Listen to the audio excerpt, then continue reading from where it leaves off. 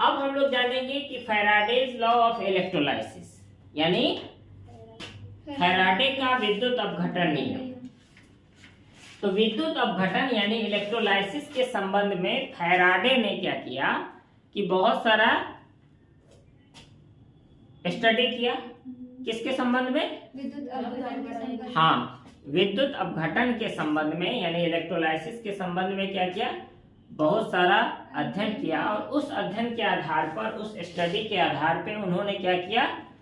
दो नियम दिया, दो नियम का खोज किया, दो लॉ दिया, जिसको हम लोग क्या कहते हैं? फैराडेज लॉ ऑफ इलेक्ट्रोलाइसिस, है ना, यानी फैराडे का विद्युत अपघटन नियम कहते हैं। अब इस नियम में पहला नियम पहले जानेंगे, उसके बाद तब दूसरे नियम के बारे में।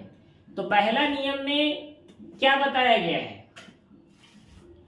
पहला नियम में क्या बताया गया है कि अगर किसी विद्युत अपघटय पदार्थ का विलयन, है ना, विलयन में अगर हम विद्युत धारा प्रवाहित करते हैं, तो प्रवाहित होने के बाद उसमें प्रवाह, जैसी जानते हो कि विद्युत धारा यानी इलेक्ट्रिसिटी जैसी पास कराएंगे तो पदार्थ जाकर के इलेक्ट्रोड पर मुक्त हो जाता है, यानी इलेक्ट्रोड पे चला जाता है। तो यही बात उसने बताया कि पदार्थ की जो मात्रा इलेक्ट्रोड पर मुक्त होगी वो उसमें प्रवाहित धारा के समानुपाती होता है।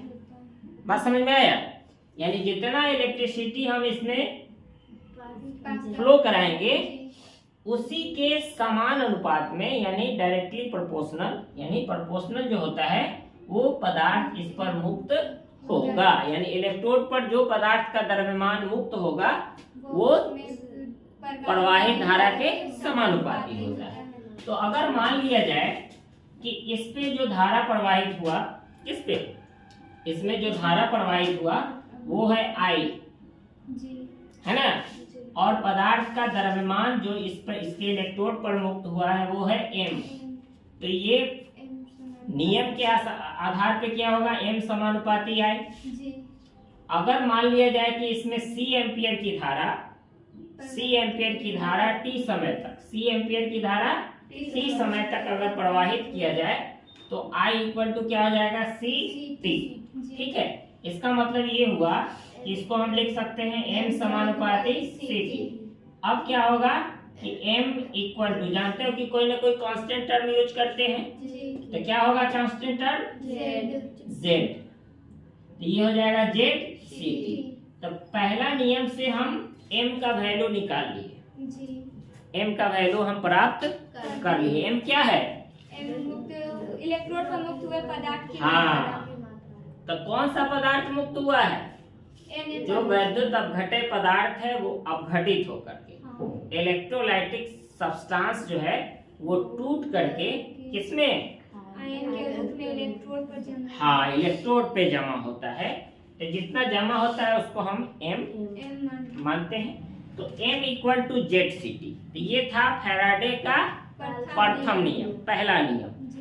क्लियर हो गया? पहला नियम, पहला नियम क्या कहता है कि किसी विद्युत अपघटय पदार्थ को जब जलीय विलयन से विद्युत धारा प्रवाहित कर, किसी विद्युत अपघटय पदार्थ के विलयन में जब विद्युत धारा प्रवाहित करते हैं, इलेक्ट्रिसिटी पास कराते हैं, तो वो विद्युत अपघटय का विलयन अपघटित होता है, टूटता है। अपघटय यानी विद्युत अपघटय पदार्थ क्या होता है? टूटता है, और टूट करके इलेक्ट्रोड पर जो पदार्थ की मात्रा मुक्त होती है वो प्रवाहित धारा के समानुपाती है।